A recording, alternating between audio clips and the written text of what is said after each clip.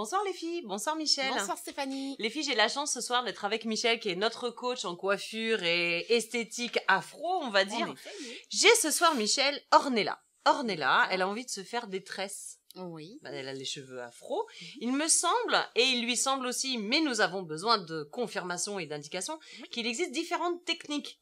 C'est vrai. Voilà, c'est ce que me disait Ornella. Elle me dit, demande à Michel les techniques les plus adaptées pour faire des tresses et surtout qu'elles tiennent plus longtemps. D'accord. Alors, les différentes techniques, on en a deux. Donc, les braid out.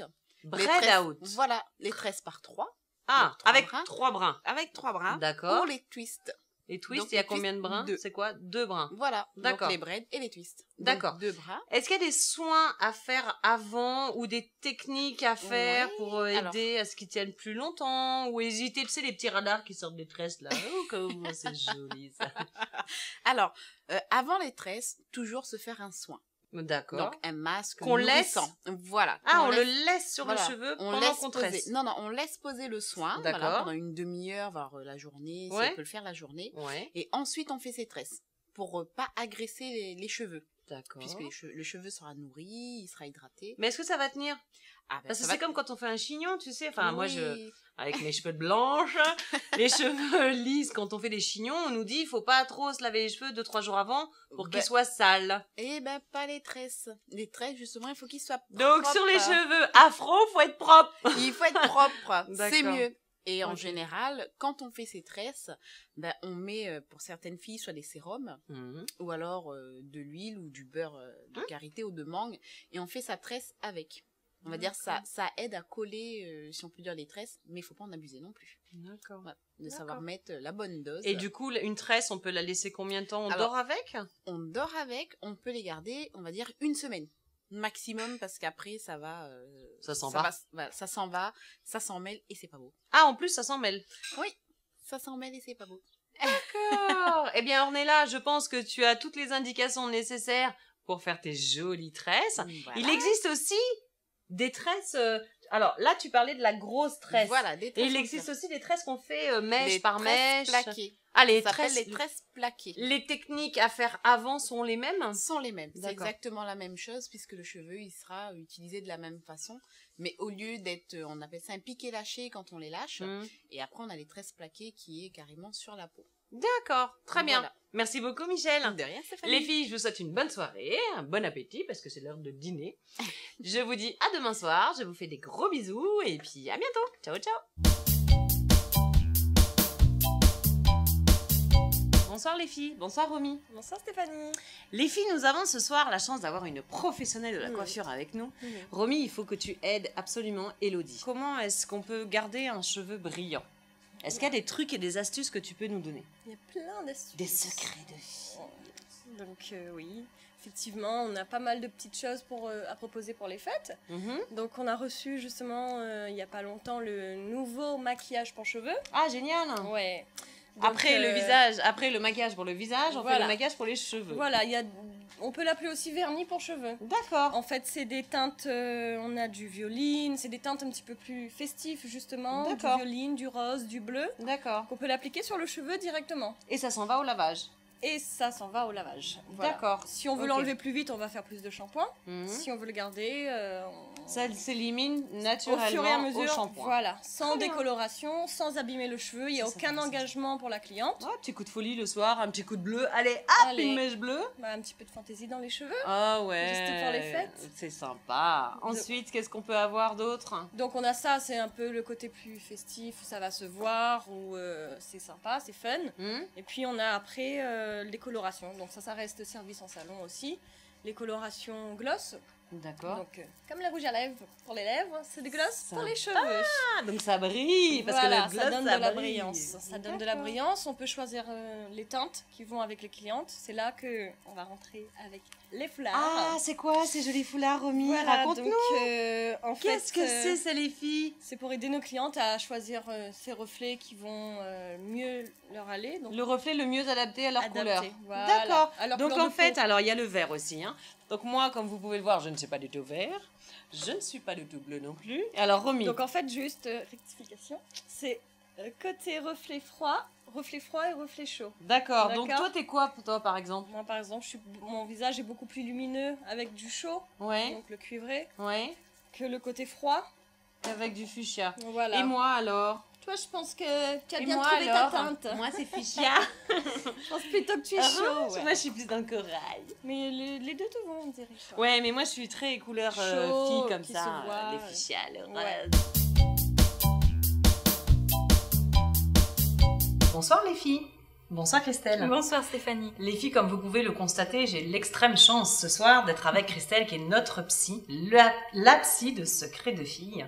Nous avons Christelle ce soir, Maryse. Maryse est un peu désespérée, elle a 38 ans.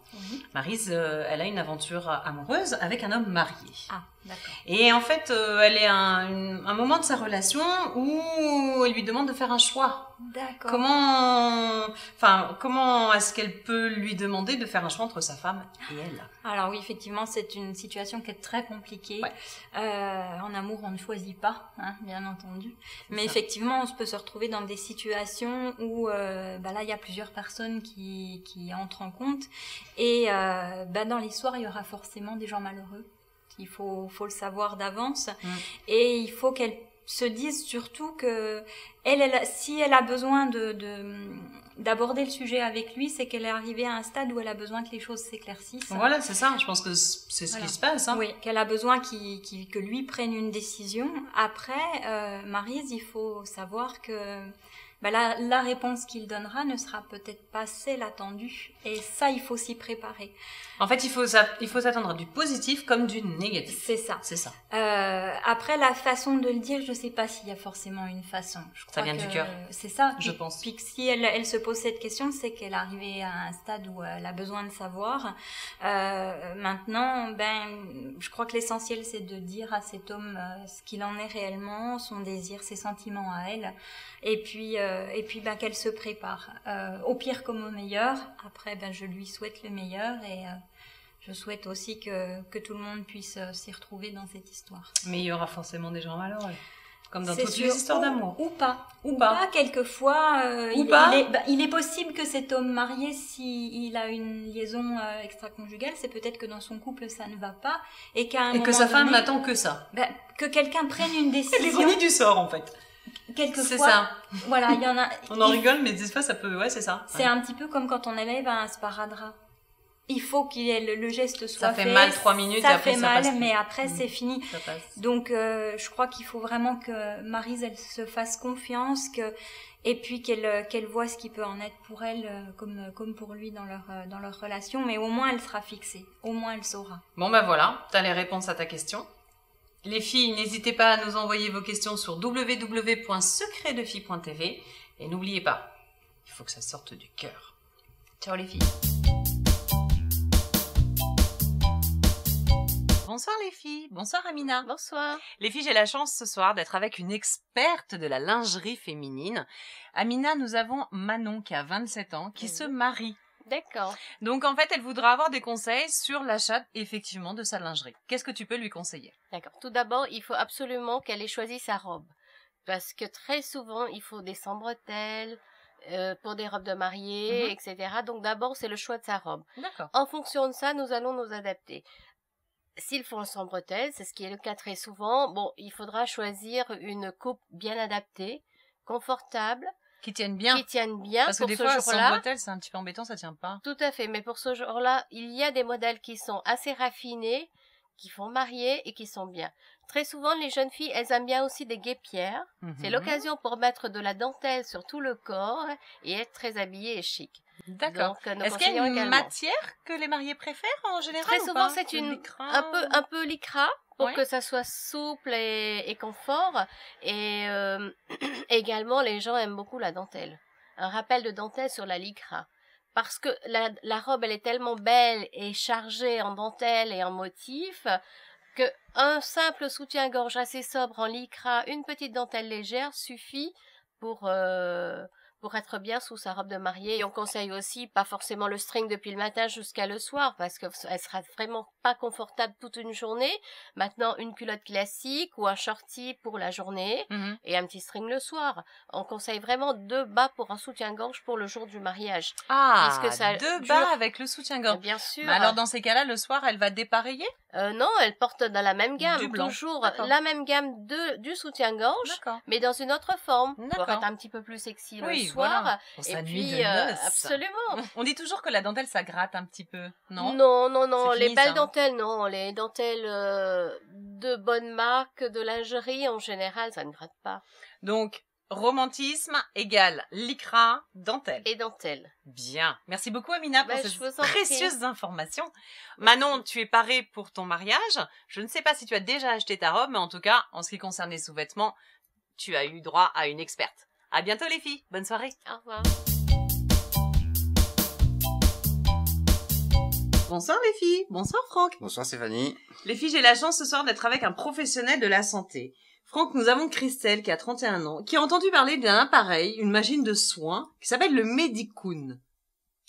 Oui. Mais elle voudra en savoir un peu plus. Oui. Bien évidemment.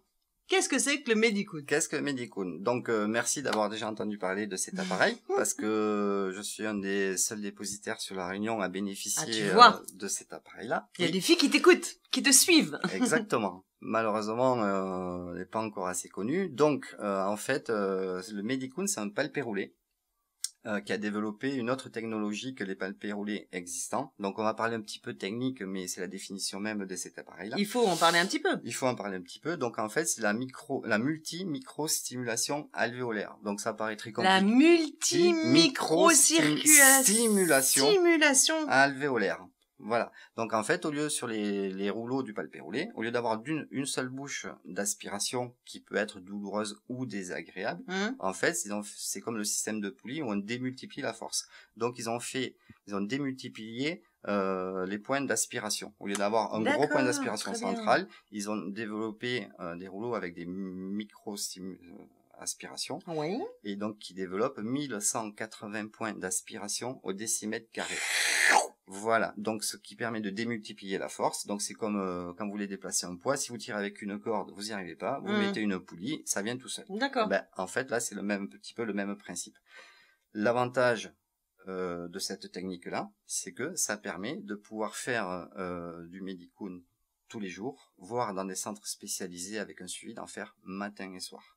Bon, ici, on le propose pas. Mais ça prouve qu'on peut aller un peu plus loin dans le soin, dans l'utilisation de l'appareil. D'accord. Et pourquoi ça s'appelle le Medicoon? C'est parce que cet appareil-là, il est réservé à des professionnels de santé parce qu'il propose par rapport à l'appareil de base des programmes santé que l'on peut utiliser en préopératoire, en péropératoire ou en post-opératoire. D'accord. Donc ça peut travailler le cicatriciel, ça peut travailler le postpartum, ça peut travailler la stimulation collatérale des membres inférieurs, beaucoup de choses que d'autres appareils ou instituts ne peuvent pas proposer. Ce sont des aspirations qui se font donc sur des points bien précis?